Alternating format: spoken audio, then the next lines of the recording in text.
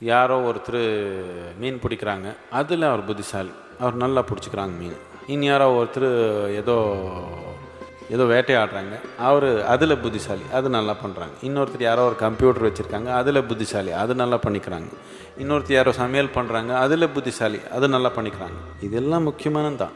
இப்படி அவரவர் செய்கிற அந்த குறிப்பிட்ட செயலில் பல மக்கள் அதில் புத்திசாலியாக இருக்கிறாங்க. ஆனால் உயிர் நோக்கி புத்திசாலியாக இருக்கிறவங்க ரொம்ப கம்மி. இந்த குறிப்பிட்ட நோக்கத்தில் புத்திசாலியாக இருக்கிறவங்க இருக்கிறாங்க. அதனால பணம் சம்பாதிச்சுக்கலாம், பிழைப்பு செயலை நாம் பூரைச்சிக்கலாம், சொத்து சம்பாதிச்சுக்கலாம், அந்தந்த சின்ன இதில் வெற்றி அடையலாம். இது தேவைதான். ஆனால் பிழைப்புக்கு அளவுக்கு மட்டும்தான். அதுக்கு மேலே இதுக்கு ஒன்றும் நோக்கம் கிடையாது. பிழைப்பே வாழ்க்கை நோக்கமாக பண்ணிக்கிறவனு புத்திசாலின்னு சொல்லிக்க முடியாது. உயிர் நோக்கி புத்திசாலியாக இருக்கிற மக்கள் நம்ம அதிகப்படுத்தினா தான் உலகத்தில் அமைதின்றது வர்றதுக்கு ஒரு வாய்ப்பு இருக்கும். எப்போ